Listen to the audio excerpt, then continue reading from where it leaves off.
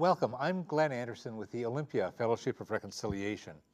For more than 26 years, this TV series has explored a wide variety of issues that relate to peace, social justice, the environment, economics, nonviolent social change, and other interesting topics. Usually, I design the program around one topic, and then I recruit high-quality guests to discuss that topic. This month's program reverses the process. I've invited 3 high-quality guests and asked them to talk about whatever they want. While we were preparing for the program, it seemed that their interests converged around fresh ways of looking at how to make peace from the local level all the way up to the global level. And so that has emerged as the topic for this month's program, Peace from Local to Global. Roseanne Rance, Holly Gwynn Graham, and Larry Kirshner have always had fresh and interesting things to say, and I've enjoyed their friendship for a great many years. So when I decided to start with 3 high-quality guests instead of a predetermined topic, these were my first 3 choices, and I'm delighted that all 3 said yes to serving as guests on this program. I'm sure you also will enjoy their warmth, wisdom, insights, and creativity. This will be an interesting and enjoyable hour. We'll discuss some serious issues, and we'll play with a lot of creative possibilities. Roseanne Rance has long, deep roots in our community. An amazingly diverse range of people enjoy Roseanne's friendship. I've enjoyed working with her on a variety of issues and activities, including several through the Olympia Fellowship of Reconciliation. She always brings a warmth and wisdom to whatever she does, and I'm delighted that she's a guest on this program. Welcome, Roseanne. Glenn, it's wonderful being here. I'm so glad you invited me. Great, thanks. Holly Gwynn Graham grew up in Florida and established strong reputations in England, the United States, and elsewhere for her musical and dramatic creativity and for her technical expertise on issues such as nuclear power, nuclear weapons, and the militarization of space, and other environmental and social issues. Holly deftly combines serious knowledge with creative expression, and she's a lot of fun to interact with. Welcome, Holly. Good to have you here. Thank you, Glenn. It's a joy. Okay. Larry Kirshner served in the Army during the Vietnam War, and he has volunteered vigorously in the peace movement ever since then, including Veterans for Peace and the Fellowship of Reconciliation. Larry is willing and able to grapple seriously with the biggest and toughest political issues. He has traveled on peace delegations to Iraq, Afghanistan, Vietnam, and Korea, and he combines spiritual depth with personal courage and relentless persistence. Welcome, Larry. I'm glad you're a guest. So let's start with Roseanne. Roseanne has a story about something that happened in her neighborhood this past March 12 when a man was carrying an umbrella. And that story is a good place to start to get us into the program. Yes, this happened in my neighborhood a couple blocks from where I live. And a young woman saw a man carrying what she thought was a gun. And he was getting on a bus. It was just a block away from a grade school, which was bad. And it ended up that they were able to trace him by the camera on the bus and knew where he got off and where he got on again. But within 2 hours, they had called forces from the city police to the county sheriff, to the state police, as well as a helicopter and a police dog to look for this dangerous man. And it just went on and on. It turned out he was visiting his mother, and it was just a plain umbrella. And he said, it's strange how a turtleneck and a cap can turn into a deranged man with a gun. And a ski mask was the perception. Right. And so the umbrella was perceived as a gun, and his dark clothing was perceived as... Right, he had his turtleneck up. It was cold. Yeah. So what can we learn from this experience? Well, my thing is about neighborhoods is that people get to know each other. And if people would get to know their neighbors, and when they get to know their neighbors, get to know their kids. Mm-hmm. So kids will grow up knowing their neighbors. Mm-hmm. Get to know those little boys' names and say hi to them when you pass by. Anything that will bring neighbors together. I have a pet project that I haven't accomplished yet. I'd like to initiate Sunday front yard. And every fourth Sunday of the month, people would sit in their front yard or walk around their neighborhood. And they could sit in the front yard and read the paper or snooze or whatever, and people would walk by and say hello. And within a short time, they would know each other. And all kinds of good things can happen from that. And then when you see somebody, you'll see them as a person and not have your brain turn an umbrella into the image of a gun or, yeah. You have a poem called A Fly on the Wall. Oh, yes. Can you share that with us? Roseanne writes wonderful poetry, and I've heard her share a number of these with us. If you could share that one. Actually, the other poem I have is about neighborhoods. Oh, could I read do that one? Sure, we can do that. One thing I do a lot is take the bus. And I love taking the bus because you just experience all kinds of things. And this was a bus ride on a Wednesday afternoon on the number 21. Okay. It's time to go. She starts the bus, then spots the stroller on the curb, a toddler seated with the groceries, a young father standing alongside. We can make the space, the driver says, motioning 4 riders to the back. She locks the stroller in its place, then turns around to see outside a woman waiting in a wheelchair. Wheelchairs have priority over strollers, she calls out, and the young father says softly, I'd better get off, but someone calls out, you'll wait an hour, and the driver says, we'll make room for you both. The driver secures the vehicles in place and sees an old man holding tight to a bar. She finds a seat for him and lectures everyone. If you need a seat, ask for one. If you've already got one, offer it. She tosses her dark hair and calls out, are we having fun yet? All aboard smile as the bus leaves the terminal, heads up 4th Avenue with a load of Northeast neighborhood folks headed for home. The young dad pulls the cord at Central Street, but he can't move past the stroller to get to the front door. But another young man steps up to help with the stroller. I know, he says, I have little ones at home. This small bus on a short route with a splendid driver has surely turned into a golden chariot, blazing the light of humanity all over town, spreading good far and wide, soaring. Okay, thank you for sharing that, yeah. That's and thanks for writing that, yeah. So there are all these ways of having a neighborhood, even if your neighborhood is on wheels as a bus, and that's a good thing. I remember as we've talked about, preparing for the program and about how people are taught as little kids to be, afraid of somebody who's different. Don't talk to strangers, the parents keep saying.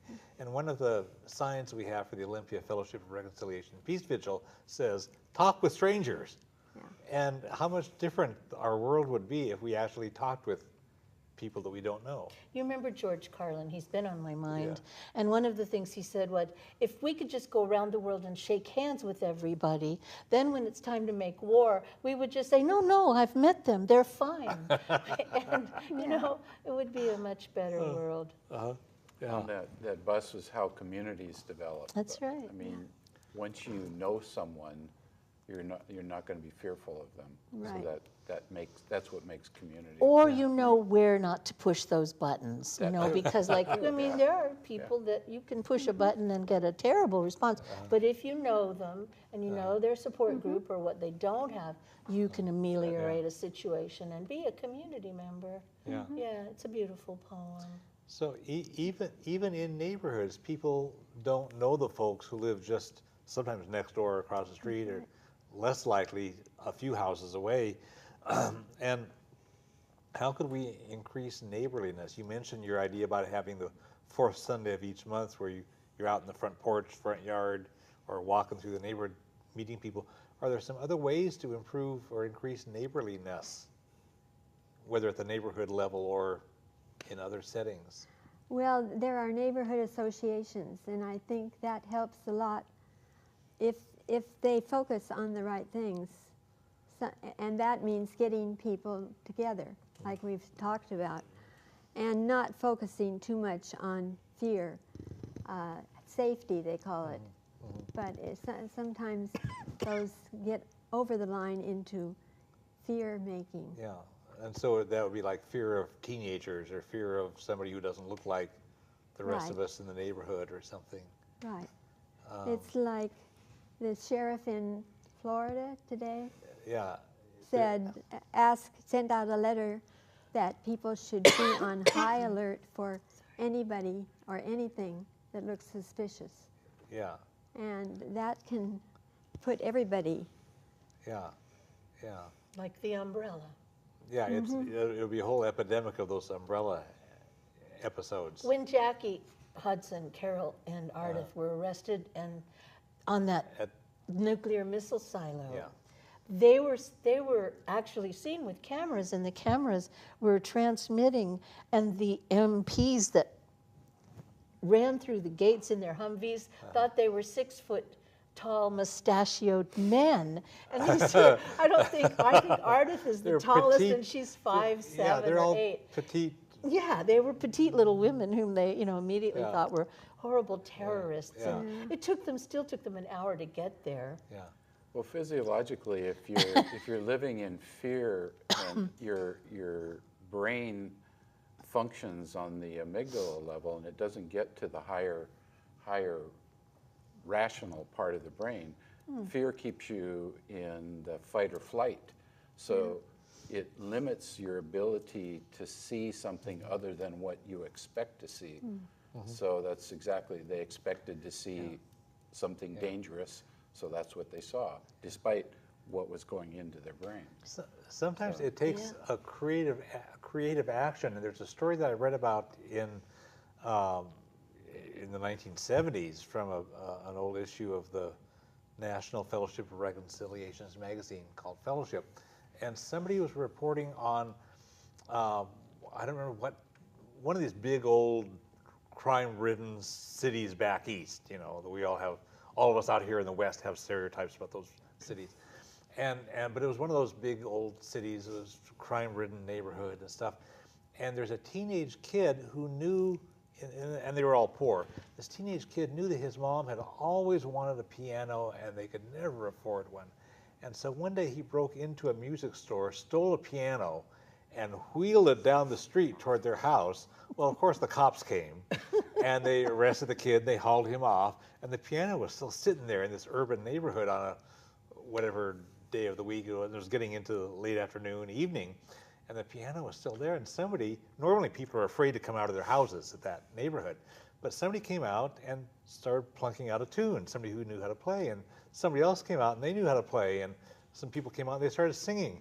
And pretty soon they had this whole community of neighbors from these apartment buildings all around who would come out, and they're having a jam, and somebody would bring out another instrument so they can jam with the piano and sing and all. It was a wonderful party. And then finally the police came by later on that night and confiscated the piano and moved it back to the piano store.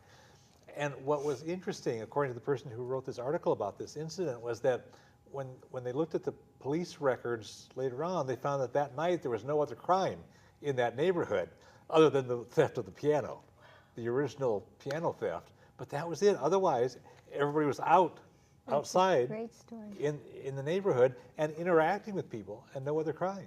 It just changed, and that was a bold, creative act. Not that we recommend stealing pianos, but sometimes a bold, creative act can change the dynamics. And in fact, that's one of the things that nonviolence does, is nonviolence rewrites the script of what's going on.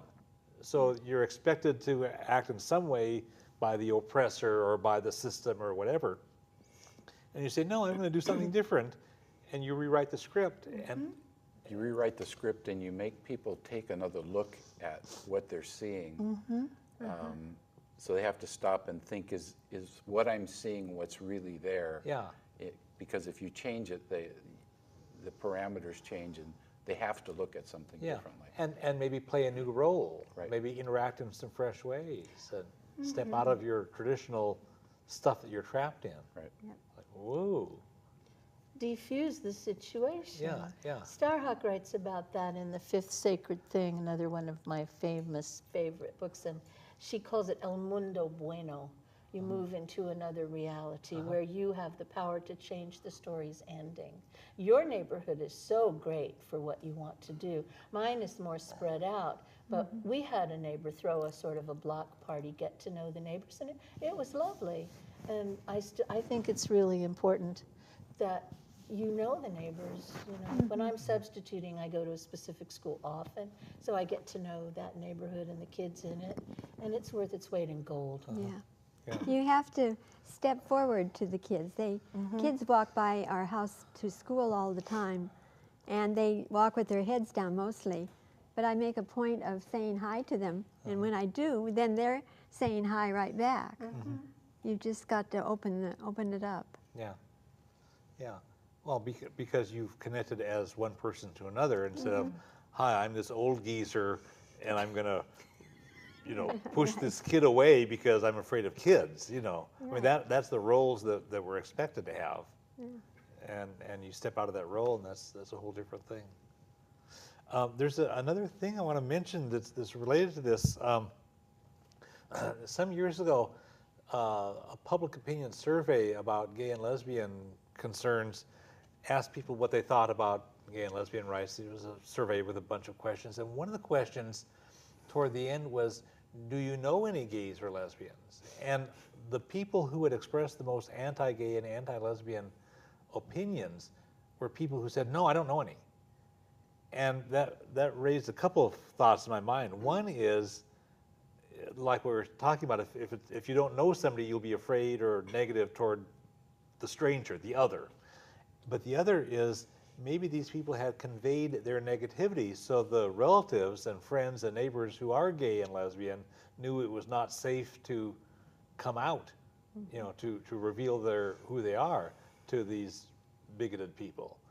And so again, it's one of these reinforcing things about if you have a bias, it'll just keep you locked into this and not let you be open to finding out that your nephew or niece or coworker or whatever.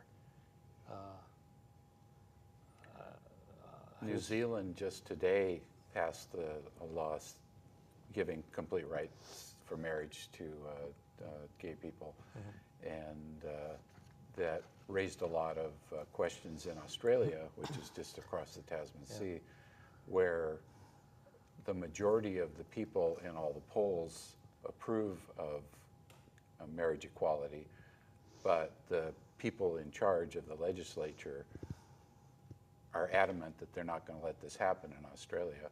So it'll be interesting to see what happens over the course of the next few years. Yeah. This may be an example of the people leading the leaders. Exactly. Yeah. What are some remedies for the problems we've discussed? We've talked about some problems and solutions, but I want to play some more with other possible remedies, including maybe some creative ones. When we were preparing for the program, Larry, you suggested that people need to seek independent sources of information, develop critical thinking skills, think for themselves. Yeah, if you look at the educational system in this country, two of the biggest things that aren't taught are history and critical thinking. I think I saw a poll that said even 40% of college graduates have no idea how to do critical analysis of a situation. And until people learn to think for themselves and not just do what they're told, we're going to have a lot of the problems that we have. I mean, the system is designed to create people who obey. That's what the whole system is. Obey on the job, obey the police officer, obey the law, obey whatever situation, always kowtow to authority. Yeah. And we need to have people who are willing to question authority. Yeah. And that should be the social norm, that you are able to question authority. That doesn't necessarily mean you have to have a revolution or throw grenades, but you have to be able to think in your own mind, is what they're telling me real? Yeah. As you mentioned it, I thought of something that some folks had done several years ago just as a social experiment. They, a group of people got together on the edge of the Delaware border with one other state, and they're stopping people driving on the highway to Delaware, and they said, Delaware is closed today. Delaware is closed today. And a lot of the drivers said, oh, well, is New Jersey open? I mean, and they were just accepting at face value. If some stranger told them Delaware is closed today, they just accepted that. You know, if you are dressed like an authority figure, you know, who knows? Yeah, it makes me think when you enter the military, they yell at you, they give you bad food, they don't let you sleep enough. Yeah. They basically break you down. They cut your hair, they tell you what to make wear, you all when look to get alike, up. they yell, they get in your face, and it's like joining a cult. Yeah. Cults do the same thing. Yeah. They destroy your ability to think for yourself. And we as a society as a whole here in America tend to do that.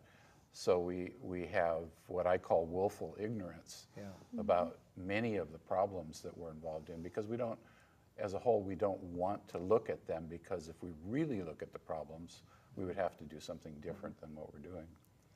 And we just don't seem to have the time or the will to look into things any deeply, because we're so busy with the media of one sort or another. The television, the radio, the newspapers, the handheld things. Yeah. And there just isn't the place or the will to do anything different. I'm seeing a different story, and I'm glad, because I'm a substitute teacher, what my friend Frank called, you're on the front lines, he said to me a few years ago. And it is kind of like that. But at my age, I've developed a better aptitude for really teaching and a greater sense of humor. And a critical set of skills also that lets me look at what's being taught and how hard it is for teachers on every level, especially high school, to do 55 minutes a day with a kid and then have the parent come in and say, my child doesn't know history and it's your fault, and the kid hasn't turned in any homework or claimed he had. You know, there are a lot of excuses people use for not relating properly to their own children. The 80s seem to have been an epidemic of kind of unfortunate parenting, and now things are a little better. There are volunteers in school, but I am seeing kids who, when you speak, like we had talked about teachable moments, they come up. Sometimes they can cost you a job. I mean, they have for me. But I am not afraid any longer. If I feel I know something true, I'm going to speak about it. You know, that's a teachable moment. And kids are like this, and you say something that's real, and they're like flowers to the sun. Suddenly, you know, the stem is stronger and the leaves are perking up because they want to know. And I'm talking about first graders as much as I'm talking about seniors in high school.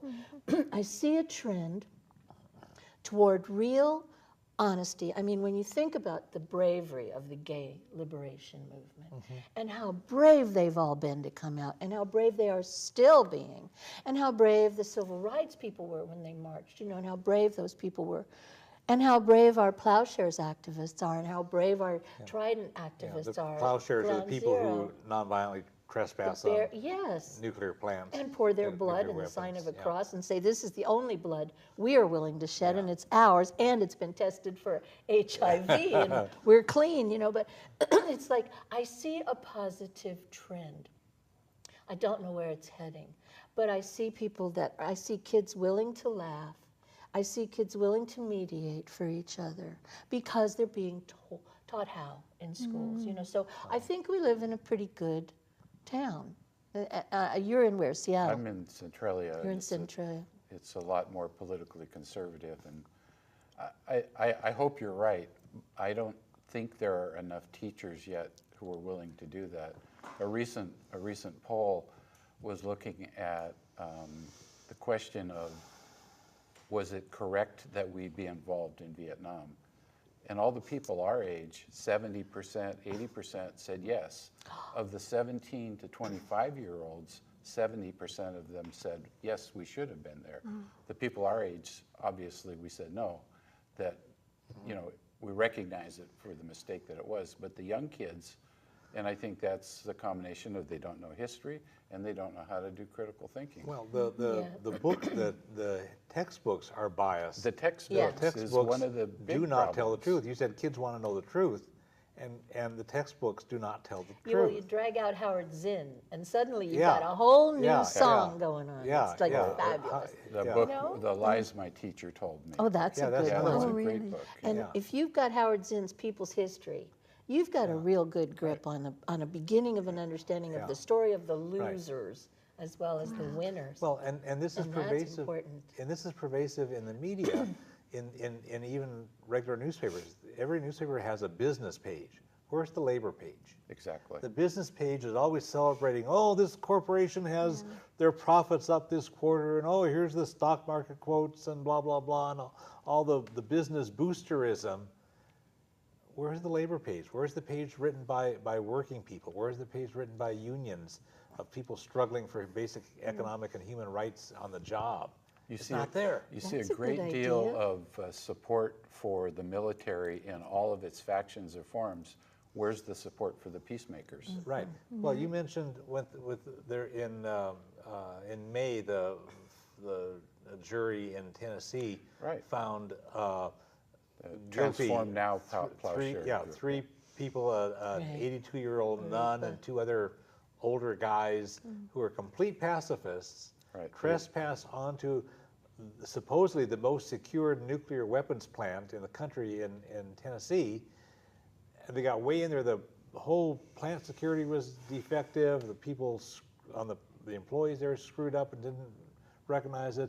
The people were exposing the dangers of nuclear weapons, and when they were found guilty, they were treated like terrorists. Well, instead of initially they were charged with a misdemeanor trespass. Yeah, it started out with just that charge. And then the word started going around about how potentially, you know, what they had done, and people got embarrassed. Right. People started losing their jobs. Right. Then they were charged with a felony, federal felony, and they finally ended up being charged with sabotage, which technically makes them a terrorist. Yeah.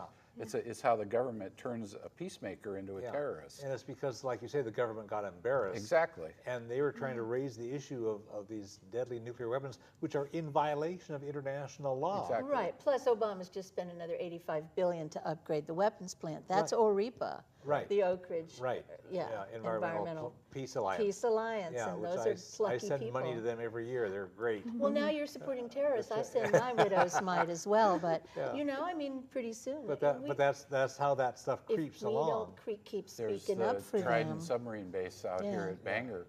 They're planning to spend $180 billion redoing the current nuclear weapons we already have, upgrading them. Yeah. $180 billion.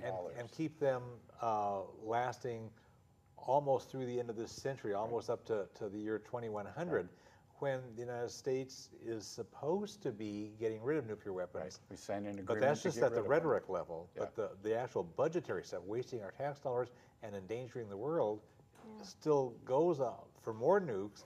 And the rest of the world knows that. The news media in this country do not report the realities of nuclear weapons.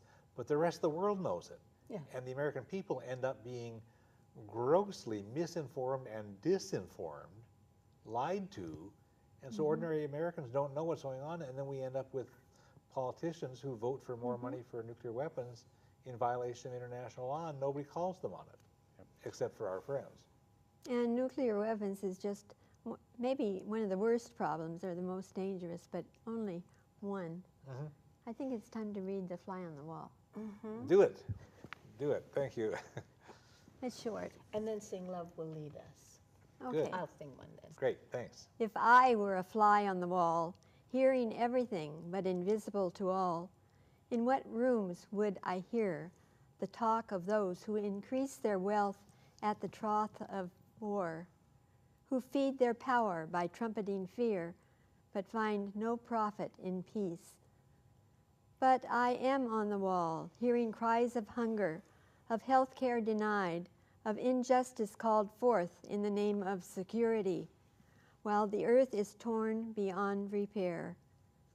Outside the screen, hear the buzz. It's awful, so awful. That's the buzz. Thank you. I wrote this song for the activists who crossed the line at the Trident Base all the time. And Jackie Hudson was still alive then, our dear Jackie, the Plowshare's nun. Yeah, and she was a guest on our TV program a number of times here. Surprised. Wasn't she wonderful? She was great. She was basically killed by the prison system. I mean, we could go Right. on and on with the inequities, Yeah, iniquities of the whole Yeah, thing. she was treated so unjustly in Tennessee, and they failed to deal with her worsening health conditions. Her asthma. And that's really what led to her death. Yep, it's true.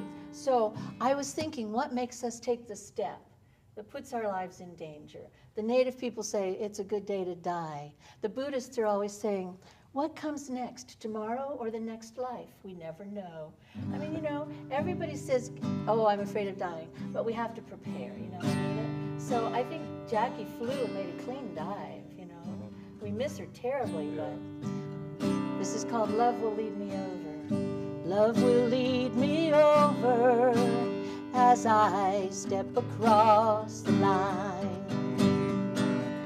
Peace will be my cover as I step across the line. As I step across the line. Justice is the reason I've made that reason mine, and love is all around me as I step across the line, as I step across the line.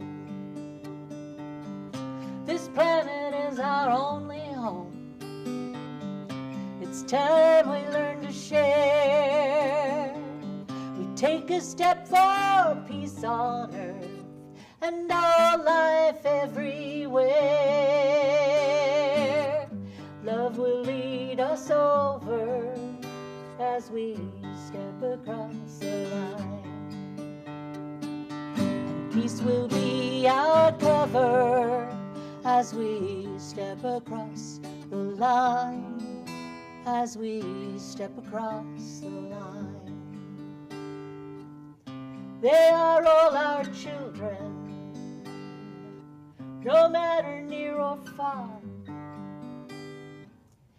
Let's take these steps for them, no matter who they are.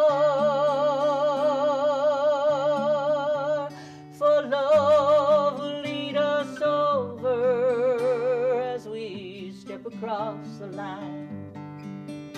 Peace is bound to be our cover as we step across the line, as we step across the line, as we step across the line, as we step across the line.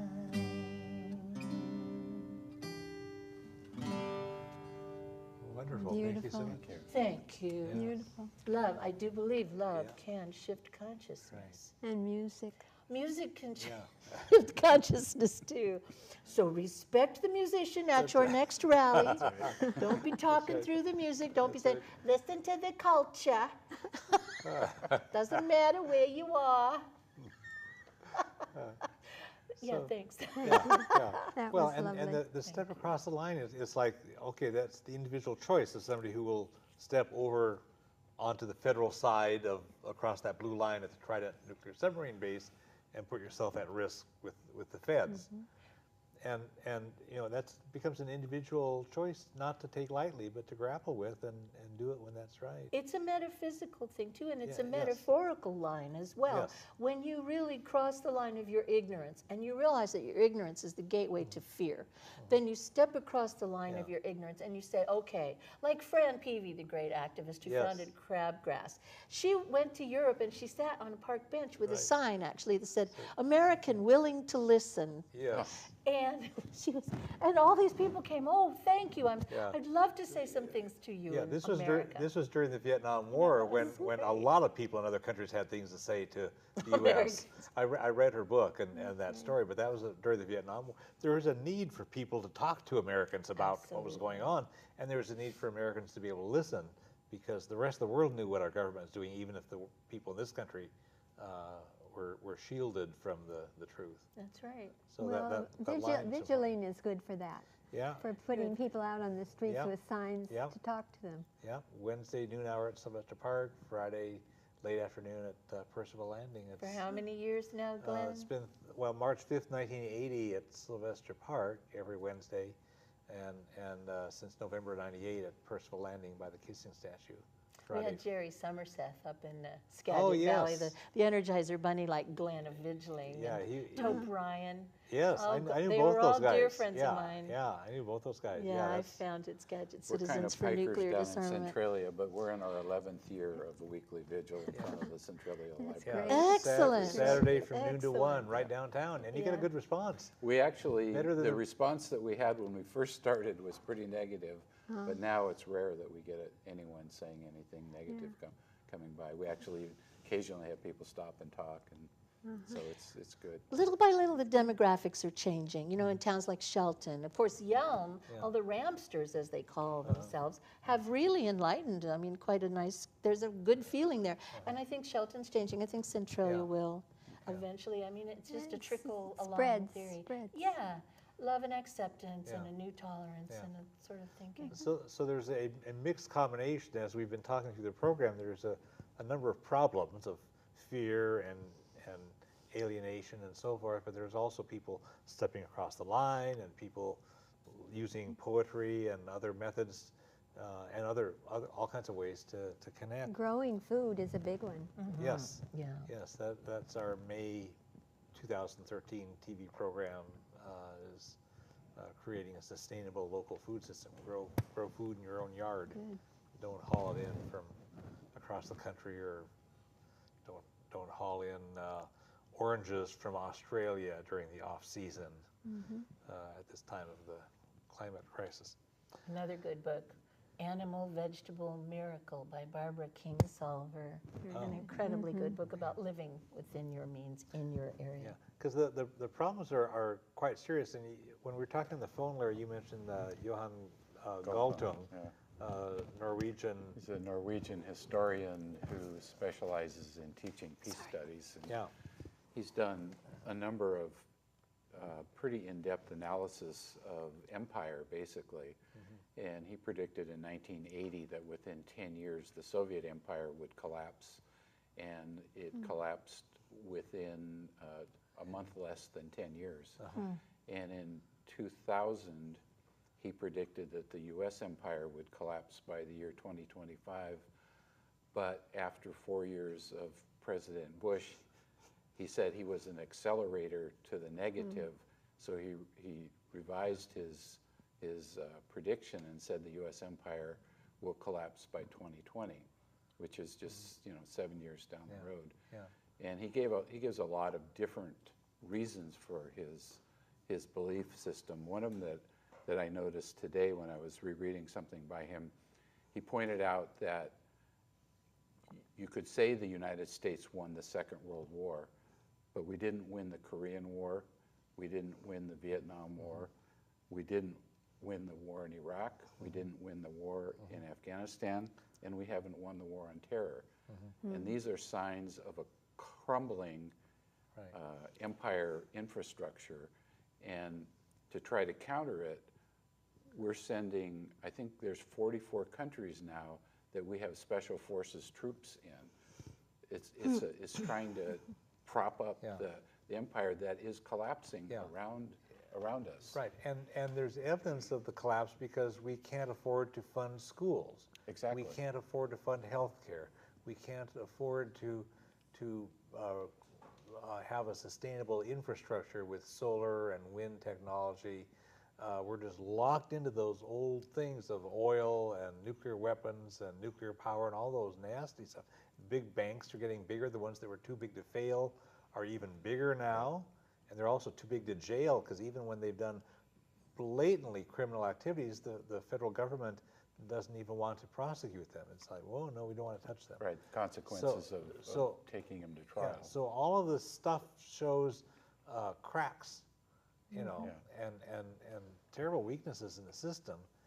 And so you got to be writing a lot more poetry, Roseanne. You got to bail us out. You got to write more songs to bail us out. And you've written poetry too. Right. So we need to do a lot more of a lot of things. If you think about, you know, Joseph Stiglitz estimates, he's a Nobel Prize economist, he estimates that the total cost of just the Iraq war will be $5 trillion. Think what we could have done with $5 trillion to fix the roads, the bridges, the hospitals, the schools.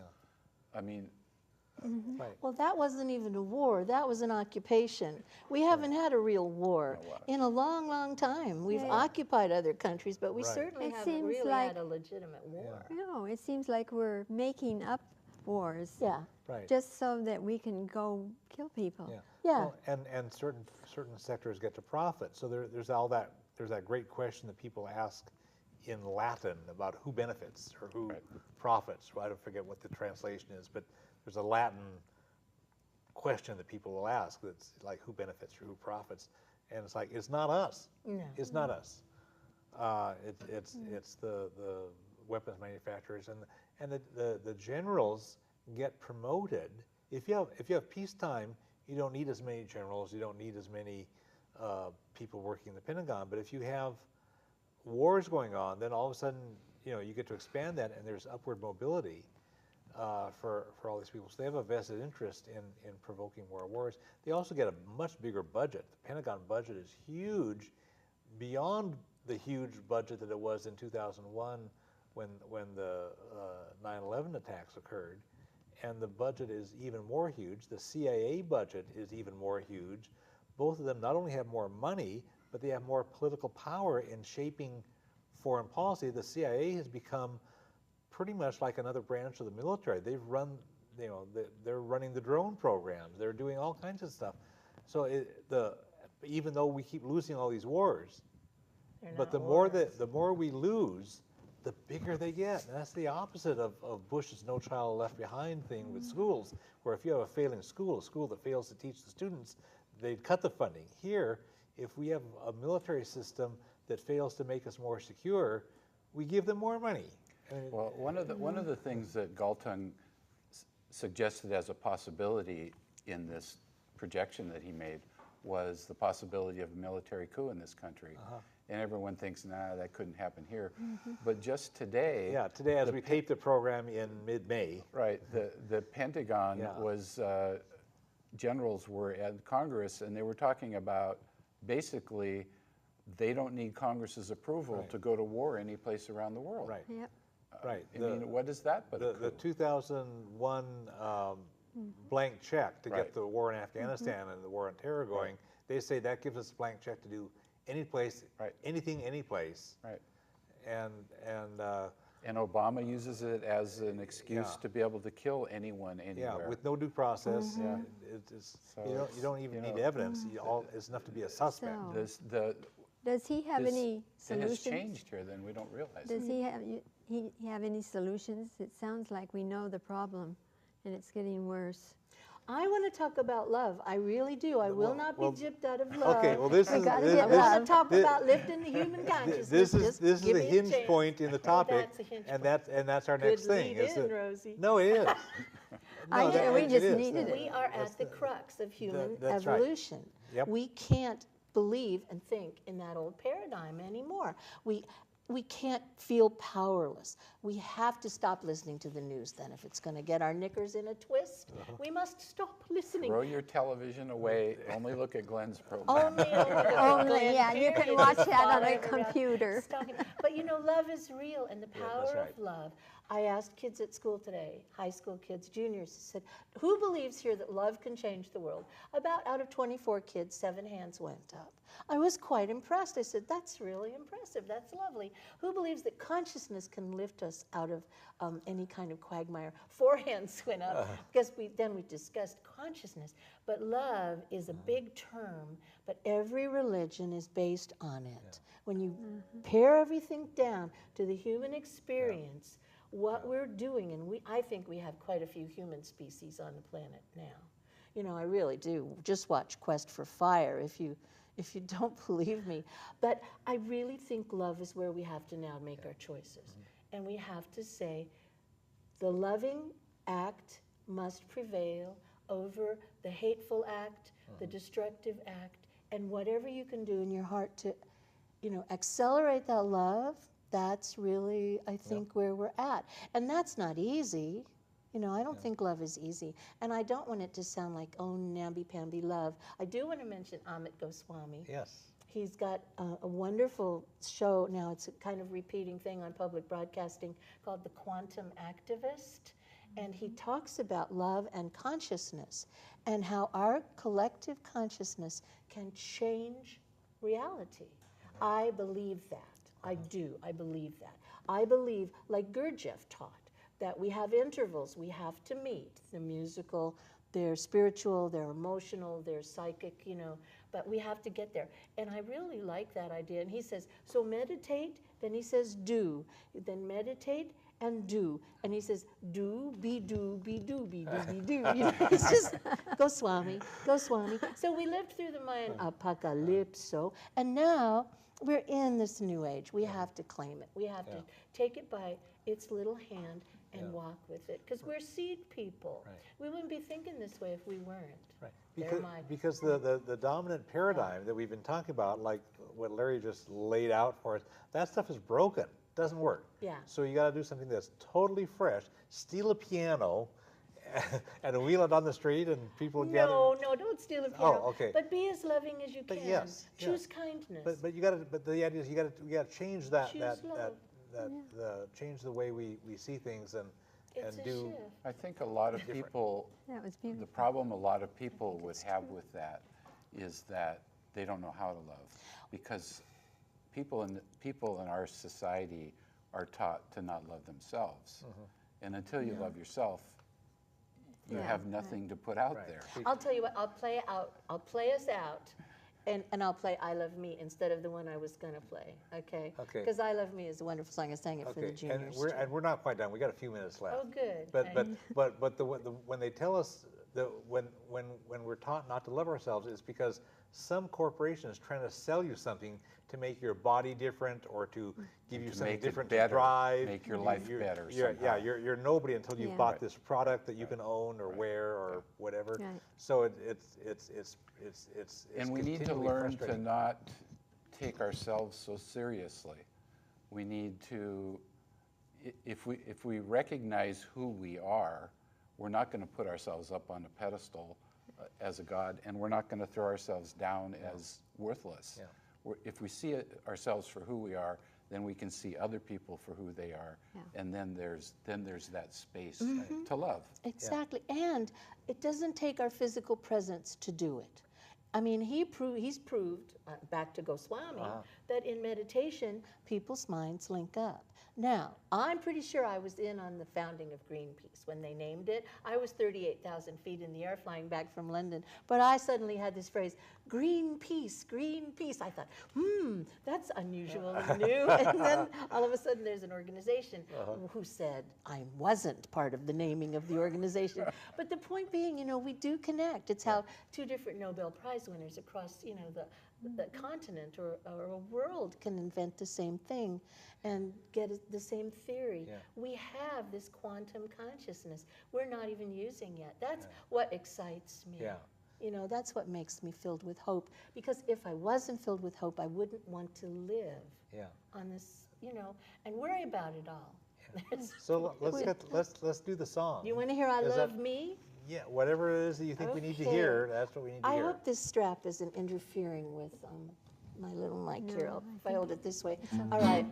I love myself, I think I'm grand. I go to the movies just to hold my hand. I put my arm around my waist, and when I'm good, I kiss my face. Hey, hey, I love me, I'm the very best me that I can be. I'm writing myself a little love letter. If I love myself, I can love you better. I take myself out on a date. One thing for sure, I'm never late. When I get home, it's clear to see that I've been in good company. Hey, hey, I love me. I'm the very best me that I can be. I'm writing myself a little love letter. If I love myself, I can love you better. Take time to love the you of you, 'cause it's the kindest thing to do. Turn off the critic in your head and cut yourself some slack instead. Hey, hey, you love you, be the very best you that you can do. Write yourself a little love letter. If you love yourself, you can love me better. We're all one human family. Let's treat each other equally. Let's live the life we love in song and help each other all lifelong. Hey, hey, we love we. We're the very best we that we can be. Write the world a little love letter. If we love ourselves, we can all love better. Hey, hey, we love we. We're the very best we that we can be. Write this world a little love letter. If we love ourselves, we can all love better. We can all love better. We can all love better. Whoa. Thank you. Thank you. Good. Another Pollyanna. But you'd be surprised. Yeah. So I believe that too. Yeah. You give us hope. Thank you. Well, yeah. We in so many ways we need to get unstuck from the crap that holds us down, and people will in a religious sense will talk about having grace. There's this infusion of love from outside, and that sort of frees you up to let go of all the crap, and it frees you up to be better, to be the best you, and I mean. Grace is a beautifully apt word. What if we had a foreign policy based on grace instead of holding grudge? Nice? The United States government was supporting that very murderous, genocidal government in Cambodia because we still had a grudge against Vietnam, which had beaten us in the Vietnam War. And when Vietnam was fighting Cambodia back in the mid-'70s, because we were so mad at Vietnam still, I had a grudge against them, we took the side of Pol Pot, this genocidal dictator that slaughtered 2 million people. And that was okay with the United States government because we were so mad at Vietnam. I mean, it's like we get caught in that crap. We need to let go of that, have some grace. What if we had a foreign policy based on letting go of extreme nationalism and grudges and stuff? And what if we let the kids really know the truth about these illegal wars that they've been forced to go to and sold a bill of goods on? You'll be a patriot, my son. Come on. Yeah. Such a lie. Yeah, one of the basic truths is we're all in this together, and I like the wording in the National Fellowship of Reconciliation Statement of Purpose that says that we explore, we recognize the essential unity of all creation, and we commit ourselves to exploring the power of love and truth for resolving human conflict. That's right. Well, I mean, that's Gandhi's approach. That's right. It's all based on love and truth, and King and others who've picked up on that. So. I think we have hope. I do believe we have hope.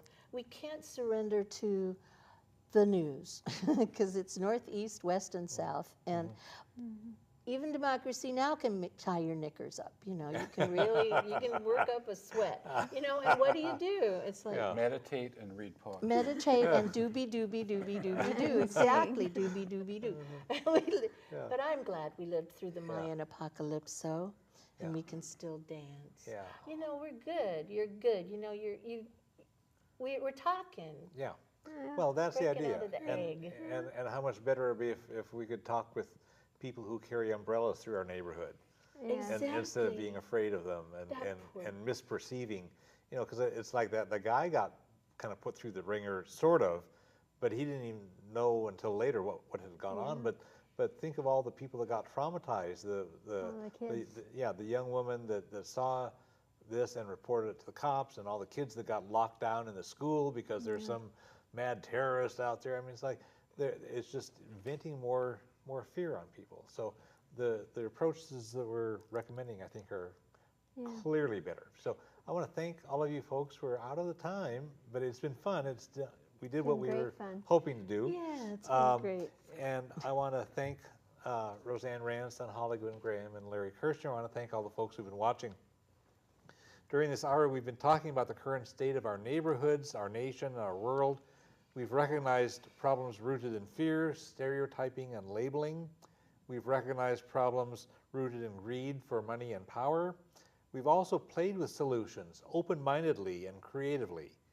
We've proposed a variety of solutions that are positive and humane. And perhaps while watching this program, you've thought of additional solutions.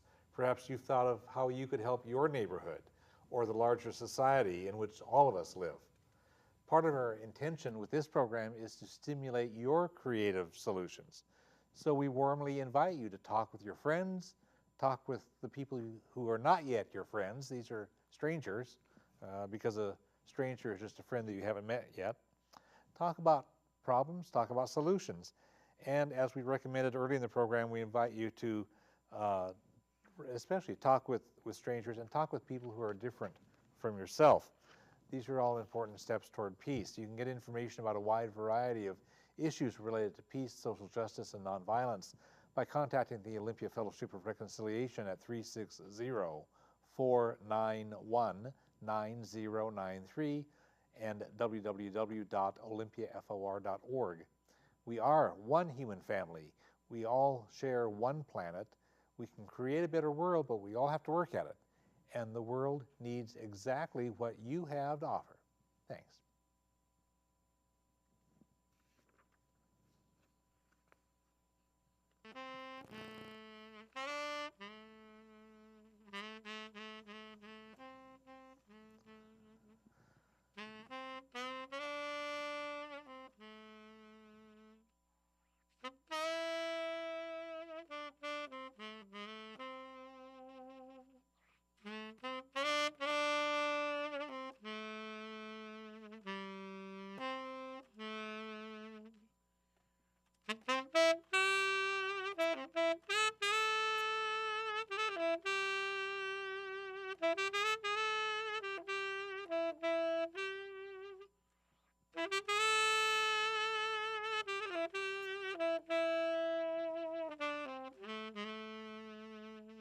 They would know each other.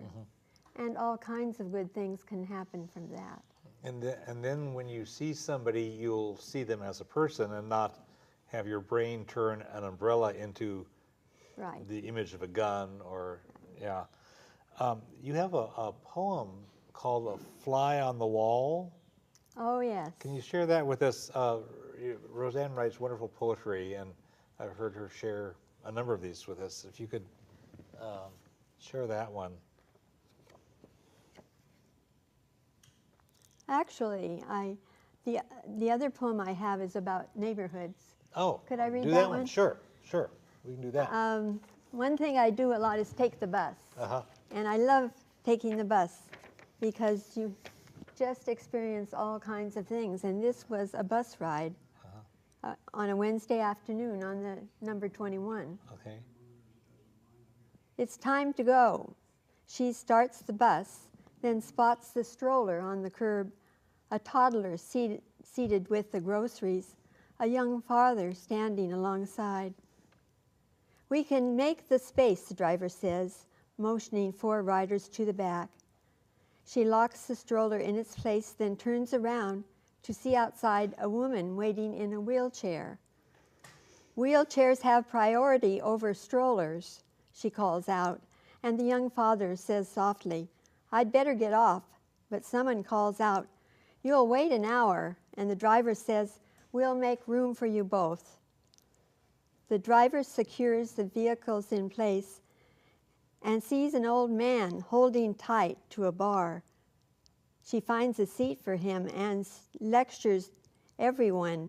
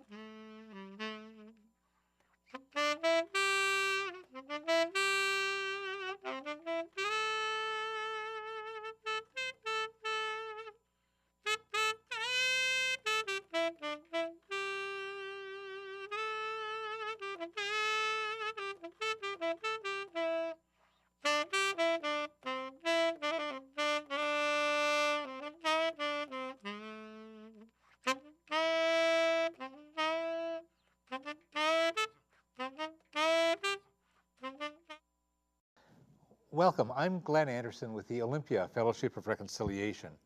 For more than 26 years, this TV series has explored a wide variety of issues that relate to peace, social justice, the environment, economics, nonviolent social change, and other interesting topics.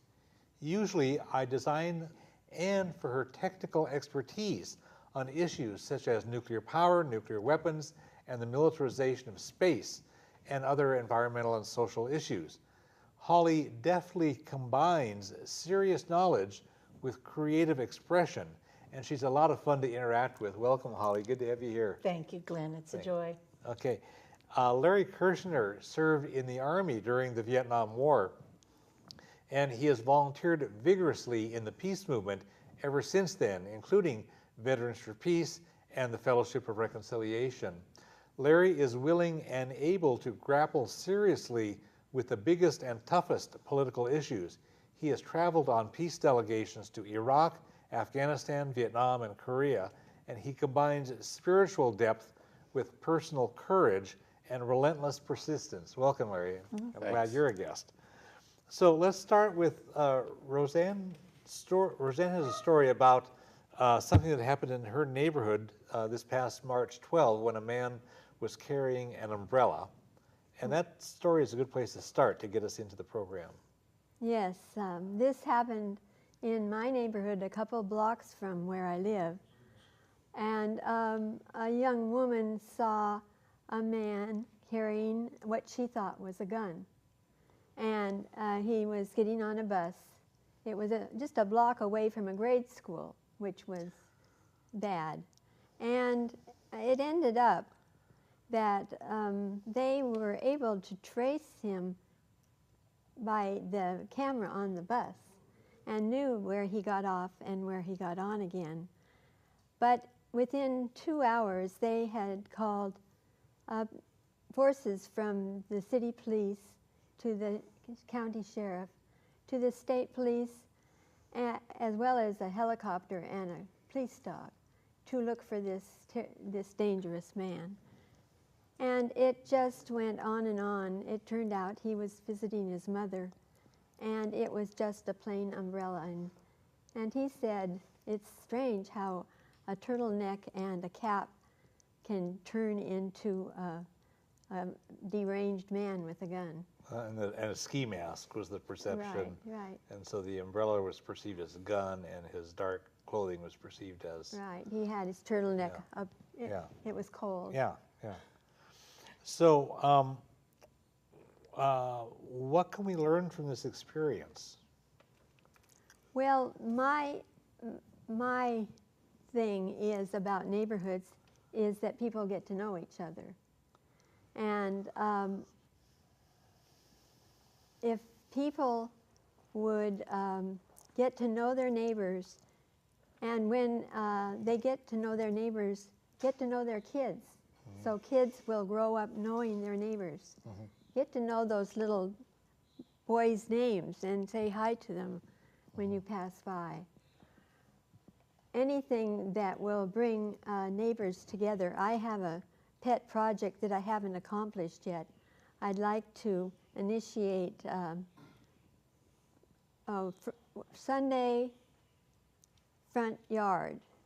And every fourth Sunday of the month, people would sit in their front yard or walk around their neighborhood. And they could sit in the front yard and read the paper or snooze or whatever, and people would walk by and say hello.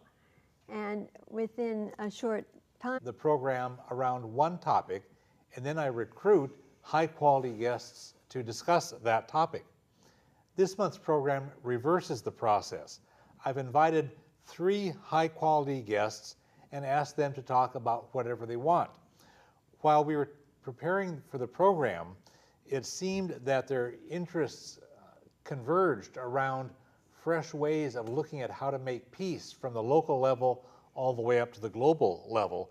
And so that has emerged as the topic for this month's program, Peace from Local to Global. Roseanne Rance, Holly Gwynn Graham, and Larry Kirshner have always had fresh and interesting things to say, and I've enjoyed their friendship for a great many years. So when I decided to start with 3 high-quality guests instead of a predetermined topic, these were my first 3 choices, and I'm delighted that all 3 said yes to serving as guests on this program. I'm sure you also will enjoy their warmth, wisdom, insights, and creativity. This will be an interesting and enjoyable hour. We'll discuss some serious issues, and we'll play with a lot of creative possibilities. Roseanne Rance has long, deep roots in our community. An amazingly diverse range of people enjoy Roseanne's friendship. I've enjoyed working with her on a variety of issues and activities, including several through the Olympia Fellowship of Reconciliation. She always brings a warmth and wisdom to whatever she does, and I'm delighted that she's a guest on this program. Welcome, Roseanne. Glenn, it's wonderful being here. I'm so glad you invited me. Great, thanks. Holly Gwynn Graham grew up in Florida and established strong reputations in England, the United States, and elsewhere for her musical and dramatic creativity